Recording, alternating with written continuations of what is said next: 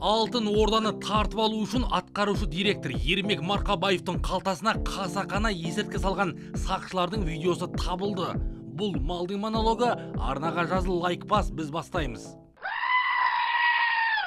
Жаздан бері ел құлағын шулатқан полицейлердің есірткі пайдаланып қару ұстайтын гангстер етіп көрсеткен Ермек Марқабаевтың жазықсыз екеніне қатысты бұлтартпас дәлел жарыққа шықты.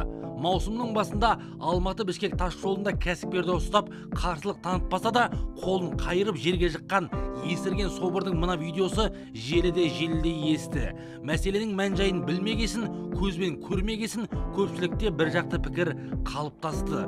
Сол маңда, сол сәтте болған куәгерлердің бірі түсірген мына видео погондағы жендеттердің жұмысқа әрекетін әшкерелейді. Мұқият қарасаңыз, артқы қалтасына есірткі салып жатқандары анық көрінеді.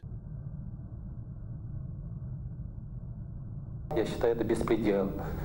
Это полный абсурд, беспредел. То, что они шьют, как говорится, да, в кавычки это шьют, дело Ермеку, это вообще беззаконие. Он с офиса выходит, и буквально через 3 минуты его задерживают. И там на видео видно, что к нему на задний карман подсовывают что-то. И вот это я сейчас хочу передать нашему адвокату, и мы хотим вот это показать в суде, в самом суде показать, и судья пускай видит, и пускай прокурор видит, и пускай весь народ видит, что там нету никакого там вот этого наркотического средства в кармане Ермека. Ескі Қазақстанның осындай бассыздығына балта шабылмай, жаңа Қазақстан деп айтуға әлі ерте. Погондағылардың өзі қылмысқа барып, жазықсыз адамға мынадай жолмен жала жабуға көшсе жетіскен екенбіз. Алтын Орда базарына талас жүріп жатқаны рас, бірақ ардан аттап малдыққа барудың қажеті не? 5 айдан бері қамауда отырған Ермек Марқабаевтың қазір денсаулығы да нашарлап кеткен. Жақындары оны кепілмен үй қамаққа жібермесе, халі одан әрі күрт нашарлаймай деп уайымдайды. Его здоровье с каждым днем ухудшается. Это у него больной желудок и желчь. И обвинения, которые предъявляют в его адрес, это вообще полный абсурд. Это вообще... Он очень приличный человек, очень даже примерный семьянин, у него 4 детей, 3 из которых несовершеннолетние, самый младший как раз в день рождения его самого младшего сына, его забрали. И вот со 2 июня он находится в СИЗО. Азаматтығы бір бөлек Ермектің осыған дейін ел үшін қылған жақсылығын осындайда неге еске алмайды.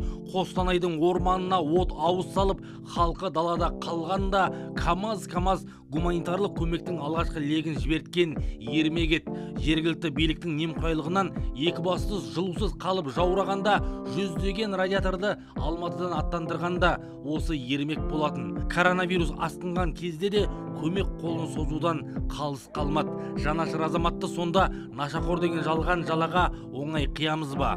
Аудандық полицияның қолдан жасаған қойылымы сонда бір кісінің өмірін әлде біреулердің ойыны үшін бұзуы керек пе? Бүкіл қылмыстық іс материалдарымен таныстырмаған, сонымен қатар айыптау актісін біздің қолымызға берілмеген, не қорғаушыға, не Марқабаевтың өзінің қолына тапсырылмаған. Задержание болған кезде телефонын тартып алған, сол телефоннан бір белгісіз тұлға телефонын алып, Ермек Марқабаевтың атынан, таныстарынан, достарынан ақша сұраған қарызға қазіргі таңда біз білмейміз, кім жазған екен. Тізе берсе, бұл істегі былықтың түбіне жетпейсің.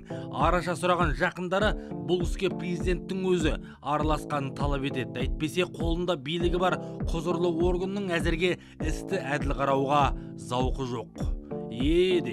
Бұл малдың монологы, арнаға жазылып пікір қалдыр, айтарымыз алда.